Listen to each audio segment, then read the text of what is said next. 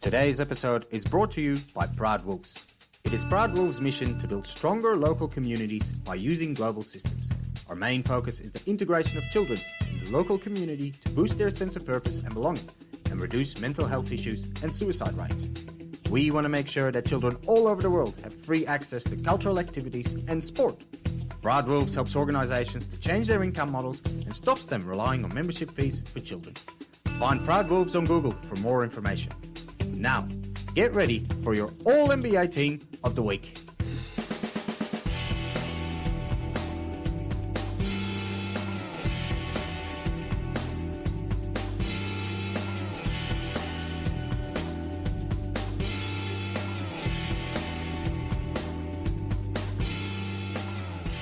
Goeiedag, enchantée, and welcome to this week's episode of A24 Presents All-NBA Team of the Week.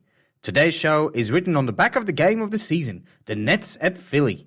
I've been looking forward to this game since the trade, much like the rest of the league, and I was not disappointed. I mean, I did expect Philly to put up a bigger fight, but my expectations were met. KD and Kyrie are deadly together, and I can't bet against them if they're both playing. Adding Ben Simmons to this team will only improve it. Philly, on the other hand, has taken a massive gamble taking on James' small game Harden. If they don't win anything this season or the next, this will have been a horrible trade and a total waste of Embiid's window. Hopefully these teams will meet again in the playoffs and continue this rivalry between them. Elsewhere in the league, we have seen the king, LeBron James, teaching everyone a lesson in chasing stats. I think we can all agree that the Lakers are over and out for the season. I assume they'll still make the play-in games, but I believe they have given up on making the playoffs. The sign for LeBron to start chasing some of his personal goals, or at least one of them. All-time scoring leader. He's about 1,500 points away from Kareem, and if he keeps averaging 30 points a game, as he is this season, and leading the league in scoring with it, he's only 50 games away. Obviously, while he's chasing this massive feat, he's breaking records left, right, and center. One interesting one is that he's closing in on becoming the only player in NBA history to achieve 30,000 points, 10,000 rebounds, and 10,000 assists in a career. In his 19th year in the league, at 37, this is incredible. But that's enough adoration. This week, we're focusing on difference makers on winning teams. Get ready for your All-NBA Team of the Week. Before we move on, I'd like to talk to you about A24. A24 is created by Proud Wolves with the intention to provide children with an opportunity to learn and play basketball at their own pace and completely free. We have created different courses which are available on the website to improve their basketball skills. But our real mission is to help disadvantaged children by building and upgrading basketball courts around the world and supply them with basketball gear to play with. Come and find our website and grab a t-shirt to support the course. Now, let's get back to the show. Pick one! Our first pick of the week is Luca Doncic of the Dallas Mavericks. The Mavericks are 8-2 in their last 10 games and looking like possibly the strongest team in the West right now. I mean, to put it in perspective, the Suns have struggled a bit playing without Chris Paul because of his thumb and Devin Booker for a few games. The Warriors are really suffering without Draymond, and the Grizzlies are not as hot as earlier in the season. And because the NBA never slows down, there's always another hot team in town, and right now, that's the Dallas Mavericks. After trading away Kristaps Porzingis to Washington for Spencer Dinwiddie and David Bertans, the Mavs play like they have been freed. Obviously, it wasn't like KP was holding them back, but something has clicked within the roster. It could just be as simple as Luca playing like a true MVP the last few weeks. This week alone, he averaged over 30 points and 12 rebounds a game. Yes, he did lose massively against the Knicks, but considering they are 8-2 or even 12-3 in their last 15 games, that's only a little blip on their current form. The Mavs are looking for a top 4 finish and home court advantage in the playoffs, and they're almost there, sitting only half a game behind the Jazz. Luca had a very difficult start to the season, mainly because he wasn't really in shape. But can you blame him? After crashing out of the playoffs last season, where he was carrying Dallas on his own, he traveled to the Olympics to carry Slovenia on his own.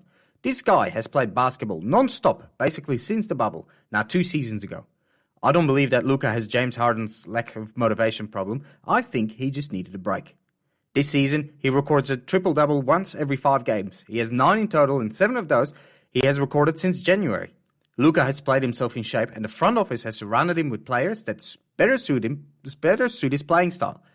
Dallas is not quite there yet with their current roster. They're still missing something, but they'll be a difficult customer for anyone who meets them in these playoffs. And it seems unlikely they'll meet the Clippers this season, who eliminated them in the last 2 years. 2. Our second pick of the week is Jimmy Butler of the Miami Heat. The Miami Heat are leading the Eastern Conference and are 8-2 in their last 10 games, or 12-3 in their last 15, like the Mavericks. And this includes a game against Milwaukee. They lost by a single point, even though they were up 4 with only 13 seconds left. With a bit of luck, they could have held on to that one, and it would have been 9-1. But even so, they still have a nice gap between the number 2 in the East, those same Bucks, who are now 2.5 games behind the Heat. At the start of the season, I tipped the Heat to be good, but I never anticipated them to be this good. What makes it even scarier, or at least it should be for the other teams in the East, is that the Heat don't have anyone sticking out. Yes, Jimmy Butler is still their main guy, but everyone else is contributing. Kyle Lowry at 35 is averaging 12 points a game and about 8 assists a game, but that doesn't even start to describe his influence on this team. Bam Adebayo is averaging a double-double this season with just under 20 points and 10 rebounds a game. Duncan Robinson is finally finding his shooting form again after a very rough start to the season, and he averaged 50% from deep on 24 shots in the last 3 games. And of course, Tyler Hero is the main contender to take out 6th Man of the Year, adding 20 points a game to this team from the bench. But, like I said, Jimmy is still the main man on this team. He's not a high-volume scorer, never was in his career. He's only averaging 21 points a game, but his influence on and off the court is massive for this Heat team. Butler lives and breathes Heat culture, discipline, accountability, work ethic, and enjoying somebody else's success. That's exactly what Butler does. He sets the pace on the court and pushes everyone else to perform to the best of their abilities. It truly seems like this Miami team only wants one thing: revenge for the lost finals in the bubble season. And the way they are playing right now, they could well get it this season. And wouldn't that be a massive middle finger from Jimmy to everyone in the league who doubted him over all these years?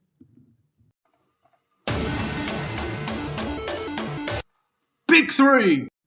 Our third pick of the week is Jason Tatum of the Boston Celtics. If there's one team right now that has completely changed their narrative, it's the Celtics. Halfway through the season, there was nobody that expected this team to turn things around. There were massive calls to trade Jaylen Brown away, that he can't play with Jason Tatum. Coach Ime Udoka was a total miscast, and freshly promoted GM Brad Stevens had done a terrible job building the roster. And look where we are now, 14 games of the end of the season. Boston sits in 5th, only half a game away from 3rd. Jason Tatum is playing like an absolute superstar, and this roster has the best defensive rating in the league. Amazing. Tatum only just turned 24, but already in his 5th year in the league is averaging 26 points and 8 rebounds a game for the season. But in his last 3 games, he averaged 43 points a game, going off against Brooklyn for 54. Brooklyn seems unbeatable when KD and Kyrie are playing, but Tatum had no trouble keeping them off. Kyrie did struggle in the Garden against his former team, but it does not take away any of the glory of Tatum's performance. The Celtics have now won 5 games in a row and are 8-2 in their last 10 and 17-3 in their last 20. They've put on a fantastic stretch of games and are an outsider that we have to consider to take out the East this season. The way the Celtics play right now, they don't have to fear anyone. They are already playing playoff basketball, so when those come around, these guys will be ready. We also have to remember that Tatum has already played 3 conference finals in his young career, so he knows what it is like to lose when it counts. The East is loaded, so it'll be tough for any team to make it all the way through, but the Celtics are ready.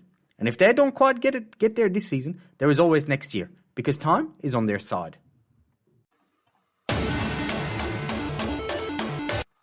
Pick 4. Our fourth pick of the week is Janis Antetokounmpo of the Milwaukee Bucks. The reigning champions are fighting for seeding in the last stretch of the season. After cruising through the majority of the regular season, you can tell they have now turned it up a notch, and they have set their minds on the top spot in the East. They are 7-3 in their last 10 games and have won 6 games in a row so far. Giannis is playing better than in his MVP seasons, and if it wasn't for Jokic and Embiid, he would comfortably take home a 3rd MVP title. But those two are having exceptional seasons as well, and only one can win. Nevertheless, Giannis leads the league in scoring alongside Embiid and LeBron, and he is carrying his team to the finish line. But he is not doing it alone. Middleton, who played a huge game in the win against Phoenix, and Drew Holiday have stepped it up too. But maybe the biggest surprise so far this season has been Bobby Portis. With Brook Lopez out for pretty much the whole season, the team has been leaning a lot on Bobby buckets, and he has shown up. In 30 minutes a game, Bobby has averaged nearly 16 points and 10 rebounds a game. Those are career highs in both categories. And defensively, he's making more steals and blocking more shots. We still have to wait and see what he will be capable of in the playoffs, but right now, Portis is helping out his team in a major way. But Milwaukee is Giannis, and Giannis is Milwaukee. The Greek freak is averaging a double-double for the season and has been dragging his team along from the start of the season when Drew and Middleton were out. His shooting has improved, especially from deep and from the free throw line, and he seems to read the game better again.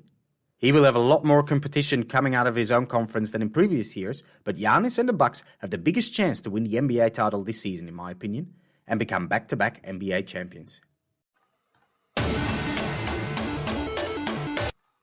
Pick 5. Our fifth pick of the week is Nikola Jokic of the Denver Nuggets.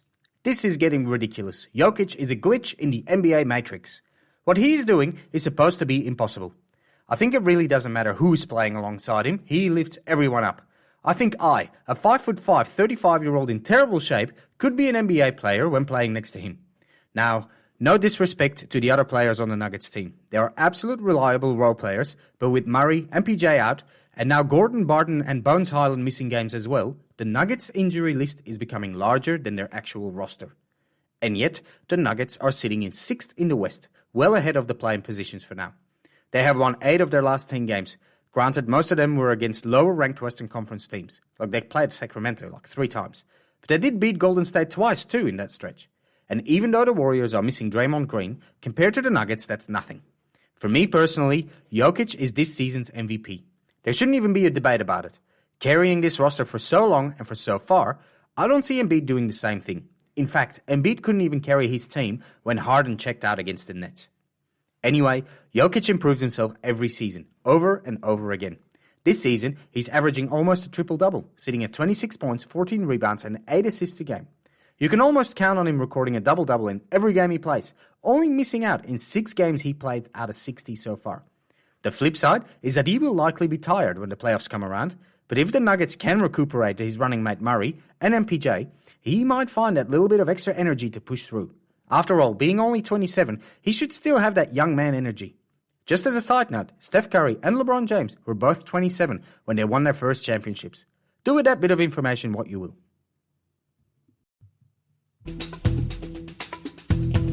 This was our All-NBA Team of the Week. Please share the podcast and give us 5 stars. If you have any questions, contact us on a24office@gmail.com. Thank you for listening. We will talk to you next week. Ballers out.